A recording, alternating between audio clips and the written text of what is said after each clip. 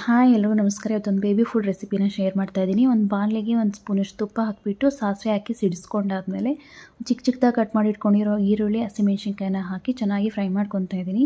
ಈರುಳ್ಳಿ ಎಲ್ಲ ಫ್ರೈ ಆದಮೇಲೆ ಅರ್ಧ ಟೊಮೊಟೊನ ಚಿಕ್ಕದಾಗಿ ಕಟ್ ಮಾಡಿ ಇಟ್ಕೊಂಡಿದ್ದೆ, ಅದನ್ನು ಹಾಕಿ ಸ್ವಲ್ಪ ಅರಿಶಿನ ಹಾಕಿಬಿಟ್ಟು ರುಚಿಗೆ ಎಷ್ಟು ಬೇಕೋ ಅಷ್ಟು ಉಪ್ಪು ಹಾಕ್ಕೊಂಡು ಚೆನ್ನಾಗಿ ಕಲಿಸ್ಕೊತಾ ಇದ್ದೀನಿ. ಟೊಮೊಟೊ ಎಲ್ಲ ಸಾಫ್ಟ್ ಆದಮೇಲೆ ಒಂದು ಹಾಫ್ ಆನ್ ಅವರ್ ನೆನೆಸಿಟ್ಕೊಂಡಿರೋ ಅವಲಕ್ಕಿನ ನೀರಿನ ಜೊತೆನೇ ಸೇರಿಸ್ಬಿಟ್ಟು ಚೆನ್ನಾಗಿ ಕಲಿಸ್ಕೊತಾ ಇದ್ದೀನಿ.